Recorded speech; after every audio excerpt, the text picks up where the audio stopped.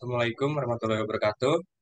Kami dari kelompok 24, kelas TIRM 20 online, mata kuliah manajemen perusahaan industri.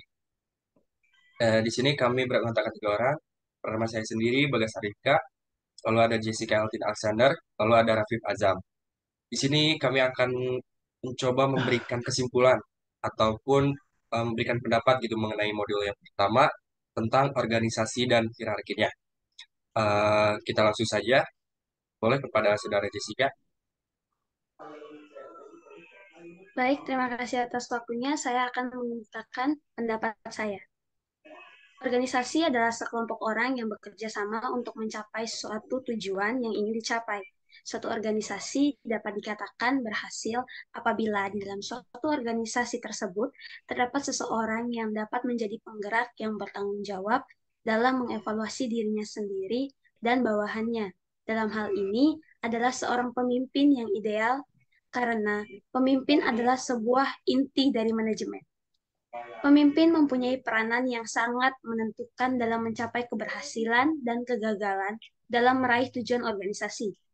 Dengan kata lain, kualitas kepemimpinan menentukan tercapai tidaknya tujuan organisasi. Dalam hal ini, seorang pemimpin harus multi karakter dengan memiliki kemampuan mempengaruhi orang lain, memiliki transparansi dan batasan, memiliki etika dan integritas, bertindak tegas, serta berani dalam mengambil keputusan yang tepat. Baik, sekian yang dapat saya sampaikan. Assalamualaikum warahmatullahi wabarakatuh. Menurut saya organisasi itu adalah perkumpulan atau instansi yang berisikan orang-orang dengan tujuan dan cita-cita yang sama. Di dalam organisasi itu terdapat leader atau pemimpin. Nah, pemimpin ini yang mengambil semua keputusan tentang organisasi tersebut dan tentunya sudah disetujui oleh anggota-anggotanya dan yang membuat rancangan organisasi.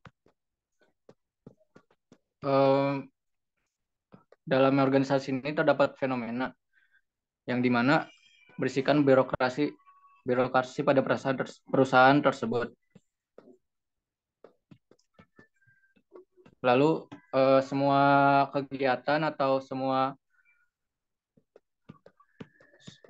kegiatan pada perusahaan ditentukan oleh leader atau pemimpin yang dibantu dengan perangkat-perangkat pada perusahaan tersebut.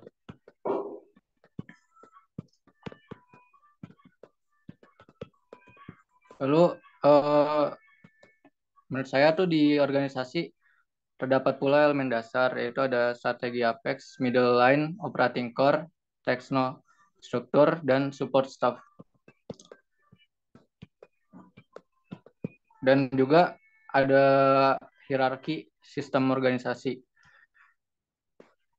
Ada tangible dan yang dibagi menjadi dua, ada tangible dan intangible.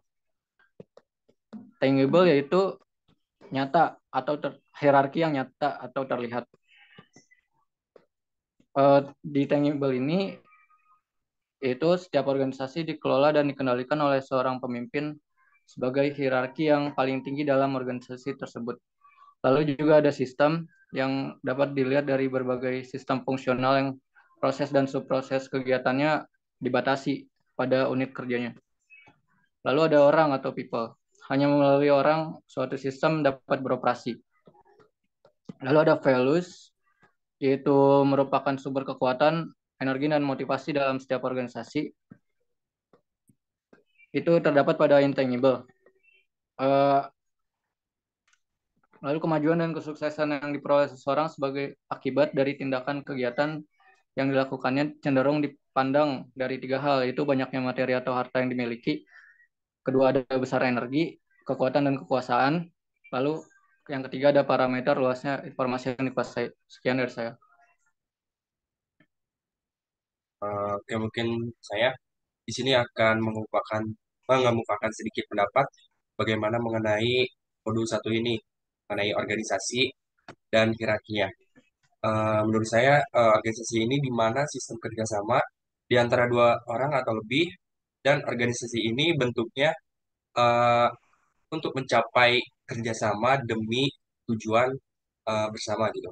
Organisasi ini struktur pembagian kerjanya dan struktur tata hubungan kerjanya antara lain sekelompok orang pemegang yang bekerja sama secara tertentu untuk sama-sama mencapai tujuannya.